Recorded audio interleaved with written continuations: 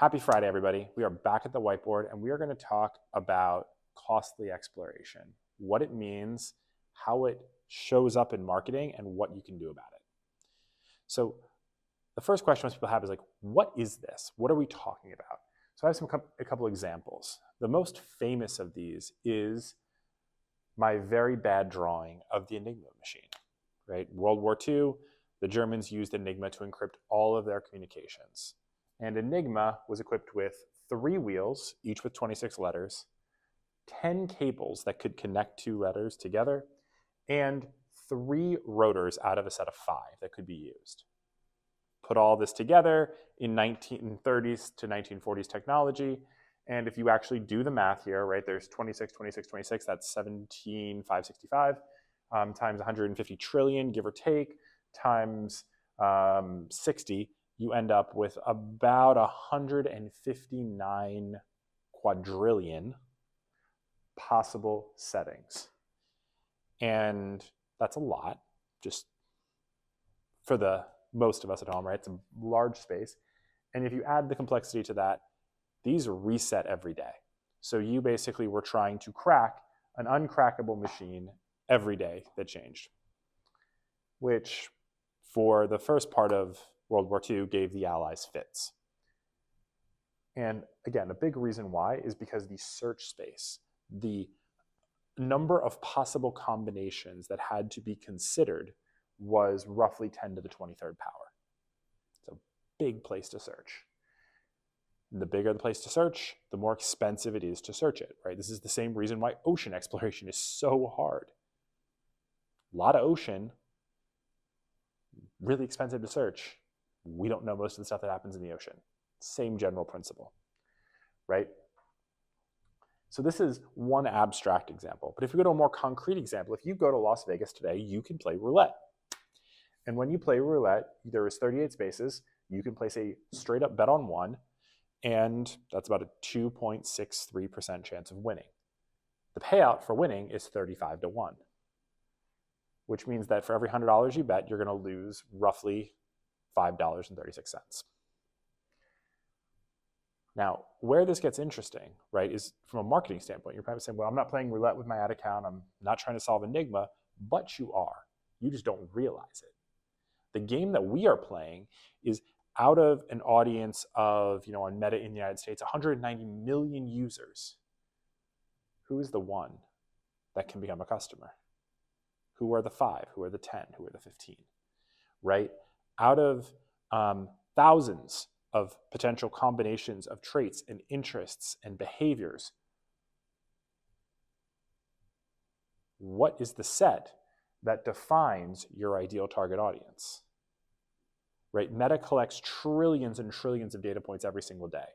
Google processes trillions and trillions and trillions of user data points every single day. And in that massive space of data, there is a signal that is relevant for your brand.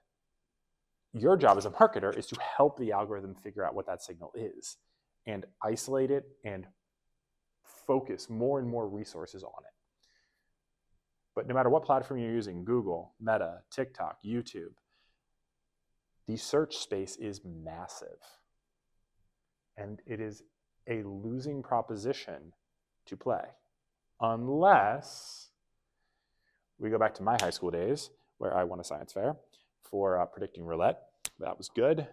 Casinos didn't like it very much, but that's how life goes. If you can eliminate just 4 spaces from a roulette wheel, you go from losing $5.36 on a spin to winning $5.88 on every spin. You flip the odds. Just 4 spaces. Any more than that, if you can eliminate half, you go from losing $5.36 to winning $89.77 every time the wheel spins with a $100 bet. So how do we do that for marketing? How do we shrink the search space and help you find more customers? That's where we go over here. Now, the traditional ways of us doing this are interest stacks, titles, etc. Right? But those are all imperfect because interests lie, titles change. but what's constant is behavior. And this is where I love lookalike audiences. Google has rolled them out for demand gen.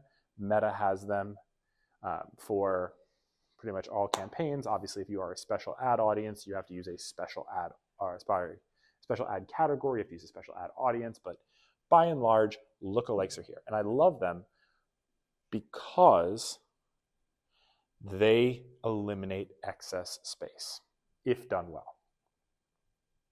Because when you give Meta a lookalike audience, you're giving them a set of customers, a set of clients, a set of leads, a set of prospects, a set of whatevers. And you're saying all of these people have something in common. These are the proverbial, in the Enigma parlance, they called them cribs, right? Words that you knew were in the answer.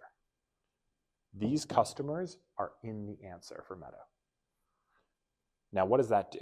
Well, if you take the Enigma example,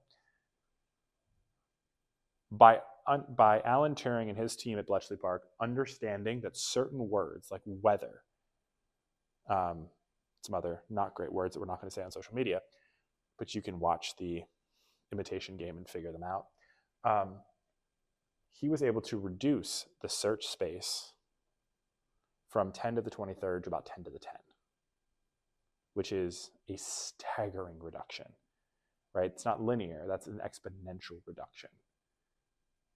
It's a reduction so significant that the computers used at Bletchley Park, the very basic computers, were able to consistently crack Enigma and give the Allies an advantage that led to, along with thousands of other things, a decisive victory. So if just knowing a few words could reduce this search space from 10 to the 23rd to 10 to the 10, imagine what knowing a whole set of customers can do for Meta's search space, right? That's what a lookalike does. We eliminate the excess space and we allow the algorithm to focus more resources on people who are more likely to become customers. We allow Meta to say, okay, here's the answer, let's find the commonalities, versus here's all the people and let's search them all for commonalities. Far more efficient. The second thing this does is if you do it the right way, you can open up even more search space that might have gone underexplored because of how the algorithm uniformly searches the audience unless told otherwise. So, what do I mean by done well? How do we use lookalikes? The first thing that most brands do when they do a lookalike is they will take their list of all customers or clients or prospects or leads or whatever, right? And they will create a lookalike of that. And that's what this black circle represents. It's a perfectly fine thing, but the reality is that all of your customers aren't equal. They don't have the same behavioral patterns. They don't have the same interests. They don't have the same behavior, life cycle. They don't have the same needs. They're not the same. So what smart brands start to do is they say, let's start to take subsegments of our audience and let's create lookalikes off of them and see what happens. Well, so we did this. Right? We do this. This is a skincare brand, but you can use it with any brand. It's an example I've shared at conferences. So here we have all customers for a skincare brand. We have TC. These are our trial customers. They are the people who purchased a trial kit. And then we have ECs. These are our executive customers. These are the customers who have made more than $200 in purchases in the last 12 calendar months. Obviously, TCs and ECs are a subset of all customers. So what most people would expect is that, okay, great, well, they should just really overlap here. There should be a huge overlap. The reality, though, is far different. Lookalikes are chaotic functions, so they are incredibly sensitive to initial conditions. Change the initial conditions just a little, the output changes dramatically. The overlap, what people would think would be 80, 90% overlap, it's actually about 10%. You open up this whole other segment of possible customers. The same thing is true over here, right? So now you have a search space, a fertile search space that should be explored heavily, which is currently only being explored uniformly, that you can point the algorithm to and find more customers who behave exactly like your executive customers or trial customers, and you can target those people with an executive offer, a VIP offer, a higher spending offer, or a trial kit offer. And do so with confidence, knowing that, hey, these people have really similar behavioral patterns to our existing trial or executive customers. That's one. And the reason this works, it's not just theory, it's math, right? When Meta has to search 190 million user profiles, it does so by sampling and by trying to identify and pick trends, right? That's how an algorithm searches a population. But when we give it a lookalike and we say, this is where you need to focus more resources, well, now that same level of resources, instead of being concentrated over 190 million, is concentrated over 2 million or 5 million people. Well, things go a lot faster when the search space is 1/40th the size, 1/30th the size, and the resources are the same. So you end up getting to a place where Meta has a stronger signal, Google has a stronger signal for a demand gen campaign in less time with less waste. The way this ends up working, though, the way to get the most value if you're an advertiser, is to actually not just use lookalikes, but use lookalikes the right way. What do I mean by that? We look for three things. Number one, homogeneous. We want the lookalike users to have as close to the same behavioral pattern as possible. This is a great example because, for instance, trial kits. Everybody in the trial kit has a homogeneous behavior. They purchased a trial kit. They didn't commit to a full thing. They didn't purchase a subscription. They didn't just buy a random product. They all purchased a trial kit. That is a homogeneous behavior, right? It's all the same. It is focused around a specific thing that you can then use as a leverage point in marketing. What do I mean by that? The trial kit is a specific thing that you can use, and by targeting, for instance, this whole audience of people who behave most similarly to your current trial kit users with a trial kit offer, you've got a pretty good leverage point. You know that these people are behaving just like those trial kit buyers. You have that same thing that is focused on that action, and these are defined, they're specific, right? This audience is 1%, 2%, 3% lookalike. It is a focused group of people with the right exclusions, namely the seed. You want to eliminate the seed from the lookalike. You want to keep the lookalike focused on a very narrow, very defined, very specific seed, and you want to make sure that the offer that you are marketing, that you are using, aligns with something that would appeal to the seed. The end result is you can take that same budget, and instead of spending it on broad on Meta, instead of only using this basic lookalike, you can start to activate brand new audiences at a fraction of the cost that you would pay for a broad audience with a higher probability of success, simply because we are eliminating or reducing the cost of exploration and allowing the algorithm to go hunt in the places most likely to produce the things that you want: customers, clients, leads, sales qualified leads, subscribers, who cares? Right? This is what most brands do. This is what smart brands do. You start to use your data to open up new avenues and focus the algorithm on them. Obviously, pair that with a cost cap. You can pair that with interest stacks. You can pair that with different creative and do even more. But at the end of the day, you want to think like you're in Bletchley Park or you're at the casino. Meta is going to make space expensive to search.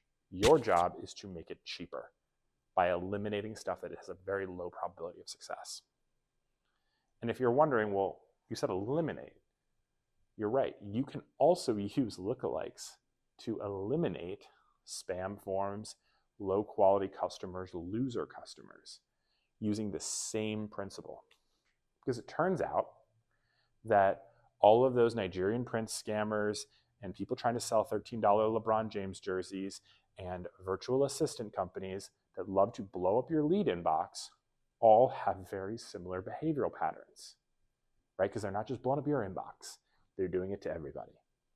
So if you take all of your spam leads, all of your garbage customers, all of your customers who just return stuff nonstop, all the people who your customer service team hates, right? I'm sure we all have that list, right? You upload all that and you say, create me a lookalike of this, and then exclude it, right? What you're doing is saying, hey, this whole portion of your potential customer space, these people all suck. This has a low probability of being good for me. These have a high probability of being good for me. What we're doing now is we are condensing the space that Meta has to search, and we are focusing the efforts on the places most likely to produce good outcomes. The way to win marketing is to think like a mathematician, think like an investor. Focus your resources on the places most likely to produce customers. If you do that, you will win. Hope that's helpful, and we'll see you next week.